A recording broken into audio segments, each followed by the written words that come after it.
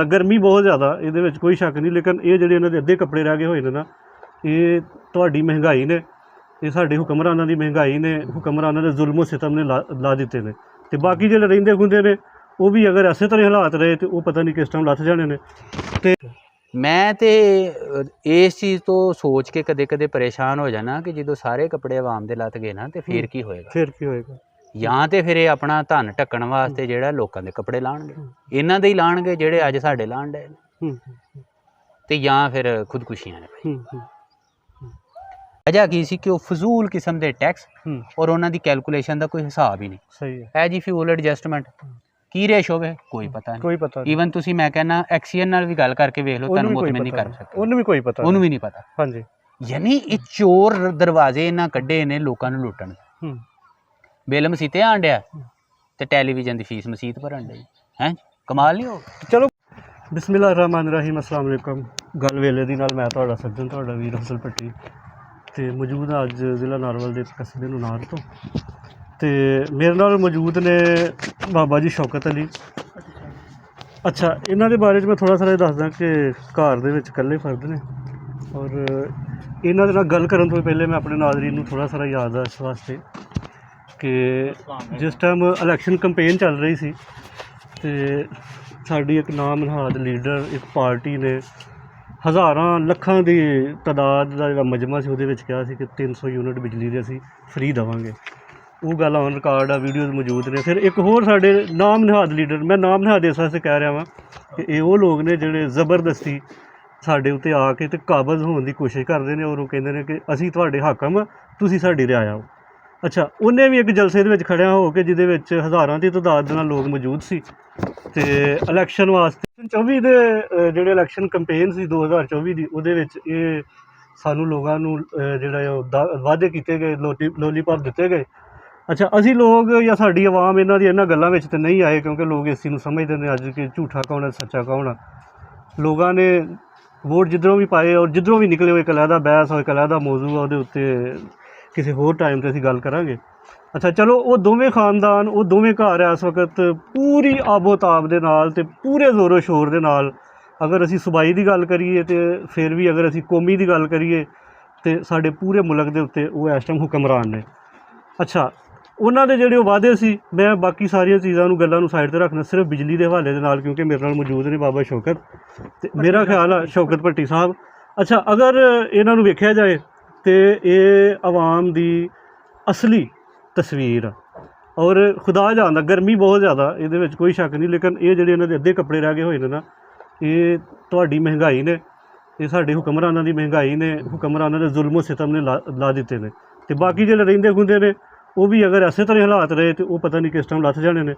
ਅਤੇ ਗੱਲ ਕਰਨੇ ਹੁਣ ਸ਼ੌਕਤ ਅਲੀ ਸਾਹਿਬ ਦੇ ਨਾਲ ਕਿ ਇਹ ਜਿਹੜਾ ਤੁਹਾਨੂੰ ਬਿੱਲ ਆਇਆ, ਤੁਸੀਂ ਕੀ ਘਰ ਦੇ ਵਿੱਚ ਇੰਨੀਆਂ ਸਾਰੀਆਂ ਚੀਜ਼ਾਂ ਜਿਹੜੀਆਂ ਇਸਤੇਮਾਲ ਕਰਦੇ ਹੋ, ਕੀ ਬਾਲਦੇ ਹੋ? ਸਿਰਫ ਇੱਕ ਬੱਤੀ ਬਾਲਣਾ ਮੈਂ ਅਤੇ ਇੱਕ ਪੱਖਾ, ਦਿਨੇ ਵੀ ਅਤੇ ਰਾਤ ਨੂੰ। ਠੀਕ ਹੈ। ਹੋਰ ਕੋਈ ਸ਼ੇਖ ਦਾ ਨਹੀਂ, ਕੋਈ ਨਿੱਕਾ ਨਹੀਂ ਵੱਡਾ ਨਹੀਂ, ਵਾਹ ਇਕੱਲਾ ਦਵਾਂ ਦਾ ਇਕੱਲੇ ਹੋ? ਇਕੱਲੇ। ਅਤੇ ਤੁਹਾਡਾ ਜ਼ਰੀਆ ਆਮਦਨ ਕੀ ਹੈ? ਕੋਈ ਵੀ ਨਹੀਂ, ਬਸ ਅੱਗੇ ਬਾਹਰ ਜਾਂਦਾ ਸੀ, ਫੇਰੀ ਤੋਰੀ ਕਰਕੇ ਕਰ ਲੈਂਦਾ ਸੀ, ਹੁਣ ਘਰ ਹੀ ਮੈਂ ਰੋਜ਼ੀ ਤੋਂ ਵੀ ਤੰਗ ਹੋਇਆ ਬੈਠਾ। ਅਤੇ ਕੀ ਕਹਿਣਾ ਚਾਹੋਗੇ ਤੁਸੀਂ, ਇਹ ਜਿਹੜੇ ਸਾਡੇ ਉੱਤੇ ਬੈਠੇ ਹੋਏ ਪਾਲਿਸੀਆਂ ਬਣਾਉਣ ਵਾਲੇ ਨੇ, ਜਿਹੜੇ ਏਡੇ ਨੇ ਬਿੱਲ ਭੇਜਦੇ ਪਏ ਨੇ, ਤੁਸੀਂ ਉਹਨਾਂ ਦੇ ਬਾਰੇ ਕੀ ਕਹਿਣਾ ਚਾਹੋਗੇ? ਕੋਈ ਘੱਟ ਥੋੜ੍ਹੇ ਪੈਸੇ ਹੁੰਦੇ ਚਲੋ ਬੰਦਾ ਭਰ ਸਕਦਾ, 1800 ਰੁਪਈਆ ਮੈਂ ਕਿੱਥੋਂ ਲਾਵਾਂ ਅਤੇ ਕਿੱਥੋਂ ਕਰਾਂ ਪੂਰਾ ਇਹਨਾਂ ਨੂੰ। ਹੋਰ ਇਸ ਤੋਂ ਇਲਾਵਾ ਤੁਸੀਂ ਕੋਈ ਹਕੂਮਤ ਵਾਸਤੇ ਕੋਈ ਗੱਲ ਕਹਿਣਾ ਚਾਹੋ? ਨਹੀਂ ਬਸ ਹੋਰ ਕੋਈ ਵੀ ਨਹੀਂ। ਬਸ ਹਕੂਮਤ ਵਾਸਤੇ ਜੀ ਕੋਈ ਗੱਲ ਨਹੀਂ, ਉਹਦੀ ਵਜ੍ਹਾ ਹੈਗੀ ਆ ਕਿ ਇਹ ਆਵਾਮ ਦੀ, ਇਸ ਕੌਮ ਦੀ ਮਾਯੂਸੀ ਦੀ ਜਿਹੜੀ ਆ ਨਾ, ਮੇਰੇ ਖਿਲਾਫ ਆਖਰੀ ਹੱਦ ਆ। ਅਤੇ ਗੱਲ ਵੇਲੇ ਦੀ ਟੀਮ ਇਹੋ ਹੀ ਰਿਕੁਐਸਟ ਕਰਦੀ ਆ ਕਿ ਪਹਿਲੀ ਗੱਲ ਤਾਂ ਇਹ ਆ ਕਿ ਜਿਹੜੇ ਕੰਮ ਨਹੀਂ ਕਰ ਸਕਦੇ ਉਹ ਵਾਅਦੇ ਨਾ ਕਰਿਆ ਕਰੋ, ਅਤੇ ਜੇ ਵਾਅਦਾ ਕਰਦੇ ਹੋ ਤਾਂ ਫਿਰ ਉਹਨੂੰ ਪੂਰਾ ਕਰਨ ਦੀ ਕੋਸ਼ਿਸ਼ ਕਰਿਆ ਕਰੋ, ਅਤੇ ਜੇ ਉਹ ਪੂਰਾ ਨਹੀਂ ਵੀ ਕਰ ਸਕਦੇ ਤਾਂ ਫਿਰ ਇਸ ਤਰ੍ਹਾਂ ਗਰੀਬ ਆਵਾਮ ਦੀ ਜਿਹੜੀ ਚਮੜੀ ਆ ਨਾ, ਇਹ ਨਾ ਲਾਇਆ ਕਰੋ। ਭੱਟੀ ਸਾਹਿਬ, ਅੱਜ ਮੈਨੂੰ ਇਹ ਦੱਸੋ, ਤੁਸੀਂ ਪਰੇਸ਼ਾਨ ਲੱਗ ਰਹੇ, ਵਜ੍ਹਾ ਕੀ? ਤੁਹਾਡੀ ਗੱਲ ਬਿਲਕੁਲ ਬਜਾ ਜੱਟ ਸਾਹਿਬ। ਥੋੜ੍ਹੀ ਦੇਰ ਪਹਿਲੇ ਮੈਂ ਬਾਜ਼ਾਰ ਦੇ ਵਿੱਚੋਂ ਇੱਕ ਇੰਟਰਵਿਊ ਕੀਤਾ, ਬਾਈ ਦਾ ਚਾਂਸ ਸੀ ਸਾਨੂੰ, ਉਹ ਬਜ਼ੁਰਗ ਮਿਲ ਗਏ। ਅੱਛਾ। ਅਤੇ ਉਹ ਤੁਹਾਡੀ ਵੀਡੀਓ ਦੇ ਵਿੱਚ ਵੀ ਹੈ ਵਾ ਕਿ ਉਹਨਾਂ ਦੇ ਅੱਧੇ ਕੱਪੜੇ ਜਿਹੜੇ ਸੁਥਰੇ ਹੋਏ ਸੀ। ਅੱਛਾ। ਕਮੀਜ਼ ਉਹਨਾਂ ਦੀ ਨਹੀਂ ਸੀ ਹੈਗੀ, ਅਤੇ ਹੱਥ 'ਚ ਉਹਨਾਂ ਦੇ ਬਿੱਲ ਸੀ, ਹੈ ਵੀ ਕੋਈ ਉਹ ਮੇਰੇ ਖਿਆਲ ਨਾਲ ਇਕੱਲੇ ਹੀ ਸਨ। ਪਹਿਲਾਂ ਕਿਤੇ ਮਜ਼ਦੂਰੀ ਕਰਦੇ ਸੀ, ਹੁਣ ਉਹ ਕਹਿੰਦੇ ਮਜ਼ਦੂਰੀ ਵੀ ਨਹੀਂ ਹੈਗੀ। ਤੇ ਮੈਂ ਤੇ ਬਿੱਲ ਦੇਣ ਜੋਗਾ ਵੀ ਨਹੀਂ। ਓਏ ਹੋਏ ਤੇ ਉਹਨਾਂ ਦੇ ਨਾਲ ਗੱਲ ਕਰਕੇ, ਉਹਨਾਂ ਦੀ ਗੱਲਬਾਤ ਸੁਣ ਕੇ ਤੇ ਮੈਨੂੰ ਇਹ ਚੀਜ਼ ਨਜ਼ਰ ਆ ਗਈ। ਔਰ ਮੈਨੂੰ ਇਹ ਚੀਜ਼ ਜਿਸ ਤਰ੍ਹਾਂ ਹੁੰਦਾ ਨਾ ਕਿ ਇੱਕ ਬੰਦਾ ਉਹ ਵੇਖਦਾ ਵਾ ਕਿ ਖੁਦਾ ਨਾ ਕਰੇ, ਅੱਲਾ ਨਾ ਕਰੇ, ਅਗਰ ਇਹੋ ਸੂਰਤ ਹਾਲ ਰਹੀ ਤੇ ਅਗਲੇ ਚੰਦ ਸਾਲਾਂ ਦੇ ਵਿੱਚ ਸ਼ਾਇਦ ਅਸੀਂ ਸਾਰੇ ਇਸ ਤਰ੍ਹਾਂ ਜਿਹੜਾ ਨਾ ਉਹ ਨੰਗੇ ਹੋ ਜਾਵਾਂਗੇ। ਇਸ ਚੀਜ਼ ਤੋਂ ਮੈਂ ਅੱਜ ਕੁਛ ਪਰੇਸ਼ਾਨ ਹਾਂ। ਔਰ ਬਿਜਲੀ ਦੇ ਬਿੱਲਾਂ ਨੂੰ, ਬਿਜਲੀ ਨੂੰ ਖਾਸ ਕਰ ਲੈ ਕੇ, ਔਰ ਮੈਂ ਚਾਹਾਂਗਾ ਕਿ ਤੁਸੀਂ ਸਾਡੇ ਵੇਖਣ ਵਾਲਿਆਂ ਨੂੰ ਕੁਝ ਦੱਸੋ ਜ਼ਰਾ, ਇਹ ਇੰਨੇ ਰੇਟ ਸਮਾਨਾਂ 'ਤੇ ਕਿਸ ਤਰ੍ਹਾਂ ਚਲੇ ਗਏ ਨੇ, ਇਹਦੀ ਕੀ ਲਾਜਿਕ ਕੀ ਹੈ ਇਹਦਾ, ਠੀਕ ਆ, ਇਹਦੇ ਪਿੱਛੇ ਕੀ ਐਸੀਆਂ ਉਹ ਕੂਵਤਾਂ ਨੇ, ਕਿਹੜੀਆਂ ਐਸੀਆਂ ਚੀਜ਼ਾਂ ਨੇ ਜਿਹਦੀ ਵਜ੍ਹਾ ਤੋਂ ਇਹ ਉਹ ਐਸੀ ਚੀਜ਼ ਆ ਬਿਜਲੀ ਕਿ ਜਿਹੜੀ ਸਾਡੇ 24 ਕਰੋੜ ਮਤਲਬ ਆਵਾਮ ਜਿਹੜੀ ਹਰ ਇੱਕ ਦੀ ਜ਼ਰੂਰਤ ਆ, ਔਰ ਇਹਦੇ ਤੋਂ ਬਗੈਰ 1 ਮਿੰਟ 1 ਸੈਕਿੰਡ ਵੀ ਕਿਸੇ ਦਾ ਨਹੀਂ ਗੁਜ਼ਰ ਸਕਦਾ। ਭੱਟੀ ਸਾਹਿਬ, ਇਹ ਵਾਕਈ ਤਕਲੀਫ ਦੇ ਬਾਤ ਹੈ। ਤੁਸੀਂ ਜਿਹੜੀ ਗੱਲ ਕੀਤੀ ਨਾ, ਪਰੇਸ਼ਾਨੀ, ਜੈਨੂਅਨ ਪਰੇਸ਼ਾਨੀ। ਹੁਣ ਇਹ ਜਿਵੇਂ ਤੁਸੀਂ ਬਜ਼ੁਰਗਾਂ ਨੇ ਦੱਸੀ ਗੱਲ ਜੀ, ਤੇ ਇਸ ਕਿਸਮ ਦੀ ਬਹੁਤ ਸਾਰੀਆਂ ਚੀਜ਼ਾਂ ਮੇਰੇ ਸਾਹਮਣੇ ਵੀ ਆ ਰਹੀਆਂ ਨੇ, ਲੇਕਿਨ ਅਸਲ ਮਸਲਾ ਕੀ ਹੈ ਇਹ ਆਮ ਲੋਕਾਂ ਨੂੰ ਨਹੀਂ ਪਤਾ। ਮੈਂ ਥੋੜ੍ਹਾ ਜਿਹਾ ਨਾ ਆਮ ਲੋਕਾਂ ਦੀ ਜ਼ੁਬਾਨ ਦੇ ਵਿੱਚ ਤੁਹਾਨੂੰ ਗੱਲ ਦੱਸਾਂ। ਜੀ, ਸਾਡਾ ਜਿਹੜਾ ਬਿਜਲੀ ਦਾ ਅਸਲ ਮਸਲਾ ਹੈ ਨਾ, ਜੀ, ਉਹ ਸਿਰਫ ਇਹ ਨਹੀਂ ਹੈ ਕਿ ਹਕੂਮਤ ਕਰ ਰਹੀ ਹੈ ਕਿਸ ਤਰ੍ਹਾਂ ਸਾਰਾ। ਜੀ, ਅਸਲ ਮਸਲਾ ਇਹ ਵੇ ਕਿ ਇਹ ਅਸਾਂ ਮੁਆਹਦੇ ਕੀਤੇ ਨੇ ਬੜੇ ਗਲਤ ਹੈ। ਠੀਕ ਹੈ, ਠੀਕ ਹੈ। ਇਹਨੂੰ ਅਗਰ ਸਾਦਾ ਲਫ਼ਜ਼ਾਂ ਦੇ ਵਿੱਚ ਇਹ ਸਮਝੀਏ ਨਾ ਕਿ ਅਸੀਂ ਠੇਕੇ 'ਤੇ ਸਮਝ ਲਓ ਕਿ ਪਲਾਂਟ ਲਏ ਨੇ, ਠੀਕ ਹੈ, ਤੇ ਠੇਕਾ ਹੀ ਵਾਲਾ ਕੀਤਾ। ਹੁਣ ਤੁਸੀਂ ਸੁਣ ਕੇ ਬੜੇ ਹੈਰਾਨ ਹੋਵੋਗੇ, ਉਹਨਾਂ ਦਾ ਪਲਾਂਟ ਚੱਲੇ, ਕੋਈ ਯੂਨਿਟ ਪੈਦਾ ਕਰੇ ਜਾਂ ਨਾ ਕਰੇ, ਔਰ ਅਗਰ ਬੰਦ ਵੀ ਹੈ ਨਾ ਪਲਾਂਟ, ਤੇ ਠੇਕੇਦਾਰ ਨੂੰ 60% ਤੁਸੀਂ ਦੇਣਾ ਹੀ ਦੇਣਾ। ਸਹੀ ਹੈ। ਔਰ ਉਸ ਤੋਂ ਜ਼ਿਆਦਾ ਤਕਲੀਫ ਦੀ ਗੱਲ ਇਹ ਵੇ ਕਿ ਜਿਹੜਾ ਤੁਸੀਂ ਮੁਆਹਦਾ ਕੀਤਾ ਉਹ ਡਾਲਰਾਂ 'ਚ ਕੀਤਾ। ਠੀਕ ਹੈ। ਯਾਨੀ ਅਗਰ ਤੁਹਾਡੀ ਮਈਸ਼ਤ ਡੁੱਬਦੀ ਹੈ ਨਾ, ਤੇ ਉਹਨਾਂ ਦੀ ਮਈਸ਼ਤ ਤਗੜੀ ਹੁੰਦੀ ਹੈ। ਠੀਕ। ਲਿਹਾਜ਼ਾ ਤੁਹਾਡੀ ਮਈਸ਼ਤ ਡੁੱਬਣ ਨਾਲ ਵੀ ਉਹਨਾਂ ਨੂੰ ਕਮ ਸੇ ਕਮ ਫਰਕ ਨਹੀਂ ਪੈਂਦਾ। ਨਹੀਂ ਪੈਂਦਾ। ਪੈਣਾ ਤੇ ਤੁਹਾਨੂੰ ਹੀ ਫਰਕ ਪੈਣਾ। ਸਹੀ ਹੈ। ਅੱਛਾ, ਹੁਣ ਇਹ ਕਿਉਂ ਹੋਇਆ? ਵਜ੍ਹਾ ਕੀ ਹੈ? ਇਹਦੀ ਬੜੀ ਸਾਦਾ ਜੀ ਵਜ੍ਹਾ ਕਿ ਜਿਹੜੇ ਠੇਕੇਦਾਰ ਨੇ ਨਾ, ਉਹੀ ਹੁਕਮਰਾਨ ਨੇ। ਬਜ਼ਾਹਰ ਤੁਸੀਂ ਕਈ ਵਾਰੀ ਸੁਣਦੇ ਨਹੀਂ ਕਿ ਜੀ ਜ਼ਰਦਾਰੀ ਸਾਹਿਬ ਸਦਰ ਬਣੇ ਨੇ, ਉਹਨਾਂ ਨੇ ਆਪਣੀ ਤਨਖਾਹ ਕਹੀ ਕਿ ਮੈਂ ਤਨਖਾਹ ਲੈਣੀ ਨਹੀਂ। ਵਜ਼ੀਰ ਆਜ਼ਮ ਸਾਹਿਬ ਨੇ ਕਿਹਾ ਮੈਨੂੰ ਤਨਖਾਹ ਨਹੀਂ ਚਾਹੀਦੀ। ਔਰ ਸੱਚੀ ਗੱਲ ਇਹ ਵੀ ਕਿ ਵਾਕਈ ਇਹਨਾਂ ਨੂੰ ਤਨਖਾਹ ਨਹੀਂ ਚਾਹੀਦੀ। ਤਨਖਾਹ ਤੇ ਇਹਨਾਂ ਦਾ ਭਾਈ ਇੱਕ ਲੁਕਮਾ ਵੀ ਨਹੀਂ। ਸਹੀ ਹੈ। ਤੁਸੀਂ ਕੀ ਸਮਝਦੇ ਹੋ? ਤਨਖਾਹ ਤੇ ਕੰਮ ਕਰਨ ਵਾਸਤੇ ਏਡੀਆਂ ਏਡੀਆਂ ਸੀਟਾਂ ਤੇ ਪੜਦੇ ਇਹ ਠੇਕੇਦਾਰ ਨੇ। ਔਰ ਜਿੰਨੀ ਵੱਡੀ ਸੀਟ ਹੋਏਗੀ ਉਹਨਾਂ ਵੱਡਾ ਠੇਕੇਦਾਰ। ਇਸ ਟਾਈਮ ਜ਼ਰਦਾਰੀ ਸਾਹਿਬ ਪੂਰੇ ਮੁਲਕ ਦੇ ਠੇਕੇਦਾਰ ਨੇ। ਹਾਂਜੀ। ਯਾਨੀ ਜਿੱਥੇ ਉਹਨਾਂ ਦਾ ਅਦਾ ਲੱਗਣਾ ਉਹਨਾਂ ਲਾਉਣਾ। ਤੁਹਾਡਾ ਵਜ਼ੀਰ ਆਜ਼ਮ ਹੈ ਉਹ ਉਸ ਤੋਂ ਥੱਲੇ ਵਾਲਾ ਠੇਕੇਦਾਰ। ਠੀਕ ਹੈ। ਤੁਹਾਡੇ ਫੌਜੀ ਨੇ, ਉਹਨਾਂ ਦੇ ਜਨਰਲ ਸ਼ਰਨਲ ਜਿਹੜੇ ਨੇ ਉਹ ਮਹਾ ਵੱਡੇ ਠੇਕੇਦਾਰ। ਕਿਉਂਕਿ ਬਦਕਿਸਮਤੀ ਨਾਲ ਇਹ ਮੁਲਕ ਠੇਕੇਦਾਰਾਂ ਦੇ ਹੱਥੇ ਚੜਿਆ, ਔਰ ਇਹਨਾਂ ਨੂੰ ਕੋਈ ਫਰਕ ਨਹੀਂ ਪੈਂਦਾ ਕਿ ਤੁਹਾਡੇ ਅੱਧੇ ਕੱਪੜੇ ਲੱਥ ਗਏ ਨੇ ਜਾਂ ਸਾਰੇ ਲੱਥ ਗਏ ਨੇ। ਠੀਕ ਹੈ। ਮੈਂ ਤੇ ਇਸ ਚੀਜ਼ ਤੋਂ ਸੋਚ ਕੇ ਕਦੇ ਕਦੇ ਪਰੇਸ਼ਾਨ ਹੋ ਜਾਣਾ ਕਿ ਜਦੋਂ ਸਾਰੇ ਕੱਪੜੇ ਆਵਾਮ ਦੇ ਲੱਥ ਗਏ ਨਾ, ਤੇ ਫਿਰ ਕੀ ਹੋਏਗਾ? ਫਿਰ ਕੀ ਹੋਏਗਾ? ਜਾਂ ਤੇ ਫਿਰ ਇਹ ਆਪਣਾ ਧਨ ਢੱਕਣ ਵਾਸਤੇ ਜਿਹੜਾ ਲੋਕਾਂ ਦੇ ਕੱਪੜੇ ਲਾਉਣਗੇ, ਇਹਨਾਂ ਦੇ ਹੀ ਲਾਉਣਗੇ ਜਿਹੜੇ ਅੱਜ ਸਾਡੇ ਲਾਉਣ ਡਏ ਨੇ, ਤੇ ਜਾਂ ਫਿਰ ਖੁਦਕੁਸ਼ੀਆਂ ਨੇ। ਜਿਵੇਂ ਤੁਸੀਂ ਉਹ ਦੱਸਿਆ ਨਾ ਬਜ਼ੁਰਗਾਂ ਦਾ ਕਿ ਉਹ ਨਾ ਤਾਂ ਉਹਨਾਂ ਦਾ ਕੋਈ ਰੋਜ਼ਗਾਰ ਹੈ। ਜੀ। 70 ਦੇ ਨੇੜੇ ਨੇੜੇ ਉਹਨਾਂ ਦੀ ਉਮਰ। ਹਾਂਜੀ ਹਾਂਜੀ। ਠੀਕ ਹੈ। ਹਾਂਜੀ। ਤੇ ਮਤਲਬ ਉਹ ਹੁਣ ਉਹਦੇ ਵਾਸਤੇ 1800 ਰੁਪਈਆ ਬਿੱਲ ਵੀ ਇਸੇ ਤਰ੍ਹਾਂ ਹੀ ਹੈ ਜਿਵੇਂ 18,000। ਜੀ ਜੀ। ਠੀਕ ਹੈ। ਤੇ ਗੱਲ ਇਹ ਵੇ ਕਿ ਭਾਈ ਵਾਕਈ ਬੜਾ ਜ਼ੁਲਮ ਹੈ, ਬੜਾ ਇਸਤਹਿਸਾਲ ਹੈ। ਤੇ ਜਿੰਨੀ ਦੇਰ ਅਸੀਂ ਲੋਕਾਂ ਨੂੰ ਆਪਣਾ ਨਹੀਂ ਨਾ ਸਮਝਦੇ, ਰਿਆਸਤ ਆਪਣੇ ਬਾਸੀਆਂ ਨੂੰ ਆਪਣਾ ਨਹੀਂ ਸਮਝਦੇ, ਜੀ, ਇਹ ਜ਼ੁਲਮੋ ਜਬਰ ਦਾ ਨਿਜ਼ਾਮ ਚੱਲਦਾ ਹੀ ਰਹਿਣਾ। ਔਰ ਮਾਜ਼ਰਤ ਨਾਲ ਹਜ਼ਰਤ ਅਲੀ ਰਜ਼ੀ ਅੱਲਾਹ ਤਾਲਾ ਦਾ ਕੌਲ ਹੈ ਕਿ ਜ਼ੁਲਮ ਦਾ ਨਿਜ਼ਾਮ ਨਹੀਂ ਚੱਲ ਸਕਦਾ, ਕੁਫਰ ਦਾ ਨਿਜ਼ਾਮ ਚੱਲ ਸਕਦਾ। ਠੀਕ ਹੈ। ਠੀਕ ਹੈ। ਤੇ ਬਦਕਿਸਮਤੀ ਦੇ ਨਾਲ ਇਸ ਟਾਈਮ ਸਾਡੇ ਮੁਲਕ ਦੇ ਅੰਦਰ ਕੁਫਰ ਦਾ ਨਹੀਂ, ਜ਼ੁਲਮ ਦਾ ਨਿਜ਼ਾਮ। ਤੁਸੀਂ ਗੌਰ ਕਰੋ, ਮੈਂ ਕੱਲ ਪਰਸੋਂ ਕੋਈ ਸਟੇਟਮੈਂਟਾਂ ਸੁਣਨ ਡਿਆ ਹਾਂ ਵੱਡੇ ਵੱਡੇ ਜੱਜਾਂ ਦੀਆਂ। ਅਸੀਂ ਚੁੱਪ ਨਹੀਂ ਰਹਿ ਸਕਦੇ। ਬੰਦਾ ਪੁੱਛੇ ਕਿ ਭਾਈ ਤੁਸੀਂ ਚੁੱਪ, ਹੋਰ ਕੀ ਹੋਣਾ?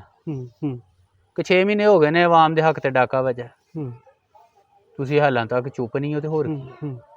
ਸੋ ਤੁਹਾਡੀਆਂ ਅਦਾਲਤਾਂ, ਈਵਨ ਕਿਸੇ ਗਰੀਬ ਆਦਮੀ ਦੇ ਘਰ ਚੋਰੀ ਹੋ ਜਾਏ ਨਾ, ਚੋਰੀ ਫੜੀ ਵੀ ਜਾਏ, ਤੇ ਜਿਹੜਾ SHO ਹੁੰਦਾ, ਪੁਲਸੀਆ ਹੁੰਦਾ, ਉਹ ਚੋਰ ਨਾਲ ਮਿਲ ਕੇ ਤੇ ਉਹਦੀ ਸੁਲ੍ਹਾ ਕਰਵਾ ਰਿਹਾ ਹੁੰਦਾ। ਠੀਕ ਹੈ। ਔਰ ਅਗਲੀ ਗੱਲ ਮਜ਼ੇ ਦੀ ਤੁਹਾਨੂੰ ਦੱਸਾਂ, ਮੁੱਦਈ ਵੀ ਸੁਲ੍ਹਾ ਕਰਨ ਵਾਸਤੇ ਰਾਜ਼ੀ ਹੋ ਜਾਂਦਾ। ਜਾਣਦੇ ਹੋ ਕਿਉਂ? ਕਿਉਂਕਿ ਉਹਨੂੰ ਪਤਾ ਹੈ ਇਹ ਤੇ ਛੋਟਾ ਬਾਗੜ ਬਿੱਲਿਆ, ਉੱਤੇ ਉਹ ਜਿਹੜਾ ਅਦਾਲਤ ਵਾਲਾ ਇਸ ਤੋਂ ਵੱਡਾ ਬਗਿਆੜ ਹੈ। ਉੱਥੇ ਗਿਆ ਤੇ ਜਿਹੜੇ ਕੋਈ ਮੇਰੇ ਥੋੜ੍ਹੇ ਬਹੁਤੇ ਰਹਿੰਦੇ ਖੰਦੇ ਕੱਪੜੇ ਨੇ ਉਹ ਵੀ ਲੈ ਜਾਣੇ। ਇਹ ਨਿਜ਼ਾਮ ਬੜਾ ਜ਼ਾਲਮ ਹੈ, ਔਰ ਇਸ ਜ਼ੁਲਮ ਦਾ ਸ਼ਿਕਾਰ ਸਾਡੇ ਆਮ ਲੋਕ ਹੋ ਰਹੇ। ਤੁਸੀਂ ਬਿਜਲੀ ਦੇ ਬਿੱਲ ਆ BBC ਨੇ ਵੀ ਇੱਕ ਖਬਰ ਦਿੱਤੀ ਹੈ ਹੂੰ ਹੂੰ ਕਿ ਇਸ ਟਾਈਮ ਪਾਕਿਸਤਾਨ ਦੀ ਮਈਸ਼ਤ ਦੋ ਚੀਜ਼ਾਂ ਤੇ ਚੱਲਦੀ ਹੈ, ਹੂੰ ਹੂੰ ਇੱਕ ਬਿਜਲੀ ਦੇ ਬਿੱਲਾਂ ਤੇ ਦੂਜਾ ਪੈਟਰੋਲ ਦੇ ਉੱਤੇ, ਡੀਜ਼ਲ ਦੇ ਉੱਤੇ। ਹੁਣ ਤੁਹਾਨੂੰ ਪਤਾ ਹੋਏਗਾ ਇਹਦੇ ਉੱਤੇ ਲੇਵੀ ਵਧਾਤੀ ਉਹਨਾਂ, ਟੈਕਸ ਵਧਾਤਾ 60 ਰੁਪਏ ਵਧਾਤਾ, ਹੂੰ। ਯਾਨੀ ਜਿਹੜੀ ਤੁਹਾਨੂੰ ਕੀਮਤ ਹੈ ਉਸ ਤੋਂ ਇਲਾਵਾ 60 ਰੁਪਏ ਤੁਸੀਂ ਦੇਣਾ। ਅੱਛਾ, ਮੈਂ ਤੁਹਾਡੀ ਗੱਲ ਨੂੰ ਅੱਗੇ ਲੈ ਕੇ ਜਾਂਦਿਆਂ ਹੋਇਆਂ ਆਪਣੇ ਵੇਖਣ ਵਾਲੇ ਨਾਜ਼ਰੀਨ ਨੂੰ ਬੜੇ ਸਿੰਪਲ ਜਿਹੇ ਲਫ਼ਜ਼ਾਂ ਦੇ ਵਿੱਚ ਕਿ ਅਸੀਂ ਤੇ ਤੁਸੀਂ ਅਕਸਰ ਸੁਣਦੇ ਰਹਿੰਦੇ ਹਾਂ ਮੀਡੀਆ ਦੇ ਉੱਤੇ IPPs, ਜੱਟ ਸਾਹਿਬ ਵੀ ਗੱਲ ਕਰਦੇ ਨੇ, ਅਸੀਂ TV ਤੇ ਖਬਰਾਂ 'ਚ ਹਰ ਜਗ੍ਹਾ ਸੁਣਦੇ ਹਾਂ IPPs। ਇਹ IPP ਦੀ ਠੇਕੇਦਾਰ ਇਹ ਨੇ। IPPs ਬੇਸਿਕਲੀ ਹੁੰਦਾ ਕੀ ਹੈ, ਇਹਨਾਂ ਨੂੰ ਕਹਿੰਦੇ ਨੇ ਇੰਡੀਪੈਂਡੈਂਟ ਪਾਵਰ ਪਲਾਂਟ, ਜਿੱਥੇ ਮਤਲਬ ਕਿ ਪ੍ਰਾਈਵੇਟ ਸੈਕਟਰ ਦੇ ਵਿੱਚ ਪਾਵਰ ਪਲਾਂਟ ਲੱਗਦਾ, ਉਹ ਬਿਜਲੀ ਪੈਦਾ ਕਰਦੇ ਆ। ਅੱਛਾ, ਉਹ ਬਿਜਲੀ ਪੈਦਾ ਕਰਕੇ ਤੇ ਅੱਗੇ ਉਹ ਹਕੂਮਤ ਨੂੰ ਮਿਲਦੀ ਹੈ ਤੇ ਹਕੂਮਤ ਅੱਗੇ ਫਿਰ ਉਹ ਸਾਨੂੰ ਦਿੰਦੀ ਹੈ, ਜਿਸ ਤਰ੍ਹਾਂ ਵਾਪਡਾ ਵਾ, ਅੱਗੇ ਮੁਖਤਲਿਫ ਕੰਪਨੀਆਂ ਨੇ। ਅੱਛਾ, ਇਹ ਜਿਹੜੀ IPPs ਆ ਇਹ ਕਿਸ ਤਰ੍ਹਾਂ ਬਣਦੀ ਹੈ? ਇਹ ਬੇਸਿਕਲੀ ਸਾਡੇ ਹੀ ਬੈਂਕਾਂ 'ਚੋਂ ਪੈਸੇ ਲਏ ਜਾਂਦੇ ਨੇ, ਸਾਡੇ ਹੀ ਉਹ ਪੈਸੇ ਹੁੰਦੇ ਨੇ, ਔਰ ਉਹ ਜਿਸ ਟਾਈਮ ਪਲਾਂਟ ਲੱਗ ਜਾਂਦਾ, ਪਲਾਂਟ ਦਾ ਮਾਲਕ ਖੜਾ ਕਰ ਦਿੱਤਾ ਜਾਂਦਾ ਜੀ, ਇਹ ਫਲਾਣਾ ਗਰੁੱਪ, ਫਲਾਣਾ ਕੰਪਨੀ ਇਹਦੀ ਮਾਲਕ ਆ। ਅੱਛਾ, ਉਹ ਜਿਹਨੂੰ ਪੰਜਾਬੀ 'ਚ ਕਹਿੰਦੇ ਆ ਨਾ ਕਿ ਸਾਡਾ ਸਿਰ ਤੇ ਸਾਡੀਆਂ ਜੁੱਤੀਆਂ। ਠੀਕ ਹੈ। ਅੱਛਾ, ਫਿਰ ਅਗਰ ਤੁਸੀਂ ਥੋੜ੍ਹਾ ਸਾਰਾ ਉਹ IPPs ਦੇ ਅੰਦਰ ਜਾਓ, ਤੁਸੀਂ ਅਗਰ ਉਹਨਾਂ ਦੇ ਐਗਰੀਮੈਂਟ ਪੜ੍ਹੋ, ਤੇ ਇੱਕ ਤਾਂ ਇਹ ਹੈਗਾ ਕਿ ਉਹ ਅਗਰ ਤੇ ਉਹ ਬਿਜਲੀ ਦੇ ਰਹੇ ਨੇ ਫਿਰ ਉਹਨਾਂ ਨੇ ਇੰਨੇ ਪੈਸੇ ਲੈਣੇ ਨੇ, ਅਗਰ ਫਰਜ਼ ਕਰੋ ਬਿਜਲੀ ਨਹੀਂ ਵੀ ਦੇ ਰਹੇ, ਉਹਨਾਂ ਨੇ ਫਿਰ ਵੀ ਗਵਰਨਮੈਂਟ ਦੇ ਕੋਲੋਂ ਪੈਸੇ ਲੈਣੇ ਨੇ, ਤੇ ਪੈਸੇ ਵੀ ਡਾਲਰਾਂ 'ਚ ਲੈਣੇ ਨੇ। ਅੱਛਾ, ਉਸ ਤੋਂ ਬਾਅਦ ਅਗਰ ਅਸੀਂ ਵੇਖੀਏ ਇਹਦੇ ਅੰਦਰ ਜਾ ਕੇ ਥੋੜ੍ਹਾ ਸਾਰਾ, ਤੇ ਮੈਂ ਕਿਸੇ ਦਾ ਨਾਂ ਨਹੀਂ ਲੈਂਦਾ, ਮੈਂ ਕਿਸੇ ਵੀ ਕੰਪਨੀ ਦਾ ਨਾਂ ਨਹੀਂ ਲੈਂਦਾ, ਕਿਉਂਕਿ ਅੱਜ ਜਿਹਨੂੰ ਵੀ ਤੁਸੀਂ ਜਿਹੜਾ ਵਾ ਉਹ ਮਾੜੀ ਜਿਹੀ ਵੀ ਗੱਲ ਕਰੋਗੇ, ਅੱਜ ਤੇ ਆਪਣੇ ਹੱਕ ਦੀ ਗੱਲ ਕਰਨਾ ਜਿਹੜਾ ਜੁਰਮ ਹੋ ਗਿਆ, ਤੇ ਜੇ ਤੁਸੀਂ ਕਿਸੇ ਦੀ ਗੱਲ ਕਰੋਗੇ ਤੇ ਉਹ ਬੜੇ ਪਤਾ ਨਹੀਂ ਉਹ ਆ ਜਾਣਗੇ ਕਿ ਜੀ ਇਹਨਾਂ ਨੇ ਉਹ ਇੱਕ ਗੱਦਾਰੀ ਕਰ ਦਿੱਤੀ ਹੈ, ਇਹ ਕਰ ਦਿੱਤਾ, ਉਹ ਕਰ ਦਿੱਤਾ। ਤੇ ਜੱਟ ਸਾਹਿਬ, ਅਗਰ ਮੈਂ ਇੱਕ ਛੋਟੀ ਸਾਰੀ ਮਤਲਬ ਬਗੈਰ ਕਿਸੇ ਦਾ ਨਾਂ ਲੈਣ ਤੋਂ ਕਿਸੇ ਬੰਦੇ ਦਾ ਕੰਪਨੀ ਤੋਂ ਦੱਸਣਾ ਚਾਹਵਾਂ, ਤੇ ਉਹ ਇਸ ਤਰ੍ਹਾਂ ਹੈਗਾ ਵਾ ਕਿ ਇਹਨਾਂ ਦੇ ਜਿਹੜੇ ਬੈਠੇ ਹੋਏ ਵੱਡੇ CEO ਨੇ, ਇਹਨਾਂ ਦੇ ਜਿਹੜੇ ਉਹ ਤੁਸੀਂ ਕਹੋਗੇ ਦਰਮਿਆਨ 'ਚ ਬੰਦੇ ਬੈਠੇ ਨਾ, ਜਿਨ੍ਹਾਂ ਨੇ ਇੱਧਰੋਂ ਲੈਣੇ ਤੇ ਇੱਧਰੋਂ ਲੈਣੇ, ਇਹਨਾਂ ਦਾ ਇਸ ਤੋਂ ਇਲਾਵਾ ਹੋਰ ਕੋਈ ਕੰਮ ਨਹੀਂ ਹੈਗਾ। ਉਹ ਲੱਖ 'ਚ ਨਹੀਂ, ਲੱਖਾਂ 'ਚ ਨਹੀਂ, ਕਈ ਲੱਖਾਂ 'ਚ ਉਹਨਾਂ ਦੀ ਤਨਖਾਹ ਹੁੰਦੀ ਆ। ਤੇ ਮੈਂ ਇਸ ਚੀਜ਼ ਤੋਂ ਹੈਰਾਨ ਹੁੰਦਾ ਕਿ ਜਿਹੜਾ ਬੰਦਾ 30 40 50 60 ਲੱਖ 70 ਲੱਖ 80 ਹਜ਼ਾਰ ਤਨਖਾਹ ਲੈਂਦਾ, ਕਿਆ ਉਹ ਮੂੰਹ ਦੇ ਨਾਲ ਬਿਜਲੀ ਪੈਦਾ ਕਰਦਾ? ਠੀਕ ਆ। ਅੱਛਾ, ਫਿਰ ਇੰਨੀਆਂ ਨੇ ਇਹਨਾਂ ਨੂੰ ਤਨਖਾਹਾਂ ਦੇ ਕੇ ਇੰਨੇ ਨੇ ਸਾਰੇ ਮਾਮਲਾਤ ਕਰਕੇ, ਤੇ ਅੱਜ ਵੀ ਅਸੀਂ 6 ਕਿ 7 ਹਜ਼ਾਰ ਦੇ ਸ਼ਾਰਟਫਾਲ 'ਤੇ ਬੈਠੇ ਹੋਏ ਹਾਂ। 24 ਘੰਟਿਆਂ ਦੇ ਵਿੱਚੋਂ ਬਾਅਦ ਇਲਾਕੇ ਐਸੇ ਨੇ ਕਿ ਜਿਨ੍ਹਾਂ ਦੇ ਵਿੱਚ 18 ਘੰਟੇ ਵੀ ਬੱਤੀ ਨਹੀਂ ਹੈਗੀ, ਔਰ ਲੋਕਾਂ ਦੀ ਜਿਹੜੀ ਜ਼ਿੰਦਗੀ ਆ ਉਹ ਇੱਕ ਅਜ਼ਾਬ ਜਿਹੜਾ ਹੁੰਦਾ ਨਾ, ਉਹ ਅਜ਼ਾਬ ਤੋਂ ਵੀ ਅੱਗੇ ਜਿਹੜਾ ਵਾ ਉਹ ਚਲੀ ਗਈ ਆ। ਅੱਛਾ, ਰਹਿੰਦੀ ਖੁੰਦੀ ਕਸਰ ਜਿਸ ਟਾਈਮ ਇਹਨਾਂ ਦੇ ਬਿੱਲ ਆਉਂਦੇ ਨੇ, ਤੇ ਉਹ ਮਾੜੇ ਆਦਮੀ ਦੀ ਜਿਹੜੀ ਆ ਉਹ ਬਿਲਕੁਲ ਤੁਸੀਂ ਕਹਿ ਲਓ ਕਿ ਜਾਨ ਉਹ ਇੱਥੇ ਤੱਕ ਆ ਜਾਂਦੀ ਹੈ। ਠੀਕ ਆ ਕਿ ਨਹੀਂ? ਤੇ ਇੱਕ ਹੋਰ ਗੱਲ ਜੇ ਭੱਟੀ ਸਾਹਿਬ, ਬਿੱਲਾਂ ਦੇ ਵਿੱਚ ਹੁਣ ਜਿਹੜਾ ਬਿਮਾਰੀ ਆਈ ਹੈ ਨਾ ਜੀ, ਕਿ ਇੱਕ ਇਹ ਬਿਮਾਰੀ, ਮੈਂ ਉਹ ਸਾਡੇ ਭਾਈ ਨੇ ਉਹ ਦੱਸਣ ਡੇ ਸੀ ਅੱਗੇ, ਕਹਿੰਦੇ ਭਾਈ ਬਿੱਲ ਦੇ ਵਿੱਚ ਜਦੋਂ 200 ਯੂਨਿਟ ਤੋਂ ਉੱਤੇ 1 ਯੂਨਿਟ ਚਲਾ ਗਿਆ ਨਾ, ਤੇ ਸਿੱਧਾ 5000 ਦਾ ਟੀਕਾ ਲੱਗਦਾ। ਠੀਕ ਹੈ, ਉਹ ਬੜਾ ਇੱਕ ਇਹਨਾਂ ਨੇ ਅਜੀਬ ਹੀ, ਤੇ ਜੇ 199 ਹੋ ਗਏ ਤੇ ਤੁਹਾਡਾ 1 ਯੂਨਿਟ ਦੀ ਕੋਈ ਔਕਾਤ ਨਹੀਂ ਜੀ। ਹੈ ਜੀ, ਬਿਲਕੁਲ। ਜ਼ੁਲਮ ਦਾ ਨਿਜ਼ਾਮ ਦੇਖੋ ਕਿ ਈਵਨ ਤੁਸੀਂ ਕਿਤੇ ਭਰਤੀ ਵੀ ਹੁੰਦੇ ਨਾ, ਤਾਂ ਉਹ ਵਾਲੇ ਕਹਿਣਗੇ ਜੀ ਮਹੀਨੇ ਦੀਆਂ 4 ਛੁੱਟੀਆਂ, ਤੇ ਜੇ ਨਾ ਕਰੋ ਤੇ ਉਹਦਾ ਕੁਛ ਵੀ ਨਹੀਂ ਹੈ। ਇਹ ਕਿਹੜੀ ਗੱਲ, ਨਾ ਕਰੋ ਤੇ ਭਾਈ ਉਹਦੇ ਰੁਪਈਏ ਦਿਓ। ਤੁਹਾਡੇ ਵਾਸਤੇ, ਸਾਡੇ ਵਾਸਤੇ ਕੁਛ ਨਹੀਂ, ਤੇ ਤੁਹਾਡੇ ਵਾਸਤੇ 4।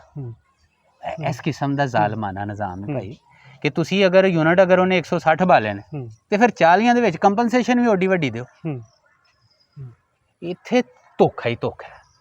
ਬਿੱਲ ਦੇ ਵਿੱਚ ਤੁਸੀਂ ਟੈਕਸ ਪੜ੍ਹੋ ਤੇ ਤੁਹਾਨੂੰ ਕੱਖ ਸਮਝ ਨਹੀਂ ਆਉਂਦੀ। ਮੈਂ ਇੱਕ ਦਿਨ ਸੱਚੀ ਬਾਤ ਇਹ ਵੇ ਕਿ ਜਿਵੇਂ ਮਸਲਾ ਫੀਸਾਂ ਗੌਰਸ ਹੈ ਨਾ, ਉਸ ਤੋਂ ਵੀ ਮੁਸ਼ਕਿਲ ਕੰਮ ਹੈ। ਜੂੰ ਲੱਗਾ ਬਿੱਲ ਨੂੰ ਜਮ੍ਹਾਂ ਕਰਨ, ਉਹ ਪੂਰੇ ਨਾ ਹੋਣ ਪੈਸੇ, ਜਿੰਨੀਆਂ ਵੱਡੀਆਂ ਤੋਂ ਵੱਡੀਆਂ ਜ਼ਰਬਾਂ ਦੇਖ ਕੇ ਦੇਖੀਆਂ, ਫਿਰ ਵੀ ਪੂਰੇ ਨਾ ਹੋਣ। ਵਜ੍ਹਾ ਕੀ ਸੀ ਕਿ ਉਹ ਫਜ਼ੂਲ ਕਿਸਮ ਦੇ ਟੈਕਸ ਔਰ ਉਹਨਾਂ ਦੀ ਕੈਲਕੂਲੇਸ਼ਨ ਦਾ ਕੋਈ ਹਿਸਾਬ ਹੀ ਨਹੀਂ। ਸਹੀ ਹੈ ਜੀ, ਫਿਊਲ ਐਡਜਸਟਮੈਂਟ ਕੀ ਰੇਸ਼ ਹੋਵੇ ਕੋਈ ਪਤਾ ਨਹੀਂ। ਈਵਨ ਤੁਸੀਂ ਮੈਂ ਕਹਿੰਦਾ ਐਕਸੀਅਨ ਨਾਲ ਵੀ ਗੱਲ ਕਰਕੇ ਵੇਖ ਲਓ, ਤੁਹਾਨੂੰ ਮੁਤਮਿਨ ਨਹੀਂ ਕਰ ਸਕਦੇ, ਉਹਨੂੰ ਵੀ ਨਹੀਂ ਪਤਾ। ਹਾਂਜੀ, ਯਾਨੀ ਇਹ ਚੋਰ ਦਰਵਾਜ਼ੇ ਇਹਨਾਂ ਕੱਢੇ ਨੇ ਲੋਕਾਂ ਨੂੰ ਲੁੱਟਣ। ਬਿੱਲ ਮਸੀਤੇ ਆਣ ਡਿਆ ਤੇ ਟੈਲੀਵਿਜ਼ਨ ਦੀ ਫੀਸ ਮਸੀਤ ਭਰਨ ਡਈ ਹੈ। ਕਮਾਲ ਨਹੀਂ ਹੋ। ਚਲੋ ਕੋਈ ਗੱਲ ਨਹੀਂ, ਲੋਕਾਂ ਦੇ ਕੋਲ ਕਸ਼ਮੀਰ ਦੀ ਮਿਸਾਲ ਤੇ ਹੈ ਹੀ ਆ ਨਾ। ਹਾਂਜੀ, ਤੇ ਕਿੰਨੀ ਕੁ ਦੇਰ ਤੱਕ ਐਸੇ ਤਰ੍ਹਾਂ ਲੁੱਟਮਾਰ ਚੱਲਦੀ ਹੈ? ਗੱਲ ਇਹ ਵੇ, ਇਹਦਾ ਹੱਲ ਇਹ ਹੀ ਹੈ, ਤੁਸੀਂ ਕੱਲ ਜੇ ਕਸ਼ਮੀਰੀਆਂ ਨੇ ਇਹਨਾਂ ਦਾ ਇਲਾਜ ਕੀਤਾ, ਉਹਨਾਂ ਨੂੰ ਇਹਦਾ ਹੱਲ ਇਹ ਹੈ ਕਿ ਇਹ ਆਵਾਮ ਨੂੰ ਬਜ਼ਾਤੇ ਖੁਦ ਕੱਪੜੇ ਆਪਣੇ ਲਵਾਉਣ ਦੀ ਬਜਾਏ ਨਾ, ਇਹਨਾਂ ਨੂੰ ਖੁਦ ਸਿਆਸੀ ਇਹਨਾਂ ਦੇ ਲਾਉਣੇ ਪੈਣਗੇ। ਚਲੋ ਅਸੀਂ ਲਾਉਣ ਦੀ ਗੱਲ ਨਹੀਂ ਕਰਦੇ, ਥੋੜਾ ਜਿਹਾ ਜ਼ਿਆਦਾ ਹੋ ਜਾਏਗਾ, ਲੇਕਿਨ ਕਮ ਅਜ਼ ਕਮ ਇਸ ਆਵਾਮ ਨੂੰ ਆਪਣੇ ਗੱਲ ਕਰਨੀ ਪਏਗੀ। ਹਾਂਜੀ, ਸਿਆਸੀ ਹੋਣਾ ਪਏਗਾ, ਕਿਸੇ ਨਾ ਕਿਸੇ ਏਜੰਡੇ ਤੇ ਮੁਤਫਿਕ ਹੋਣਾ ਪਏਗਾ, ਆਪਣੀ ਸਿਆਸੀ ਵਬਸਤਗੀਆਂ। ਹੁਣ ਦੇਖੋ, ਅਗਰ ਮੈਂ ਖੁੱਲ੍ਹੇ ਲਫ਼ਜ਼ਾਂ 'ਚ ਗੱਲ ਕਰਾਂ ਤੇ ਜਦੋਂ ਬਿੱਲ ਕਿਸੇ ਦੇ ਘਰ ਜਾਂਦਾ, ਨਾ ਉਹ ਵੇਖਦੇ ਨੇ PTI ਦਾ, ਨਾ ਵੇਖਦੇ ਨੇ ਨੂਨ ਲੀਗ ਦਾ, ਨਾ ਵੇਖਦੇ ਨੇ ਜਮਾਤ ਇਸਲਾਮੀ ਦਾ, ਨਾ ਵੇਖਦੇ ਨੇ ਪੀਪਲਜ਼ ਪਾਰਟੀ ਦਾ, ਉਹ ਕਿਸੇ ਚੀਜ਼ ਨੂੰ ਨਹੀਂ ਵੇਖਦੇ।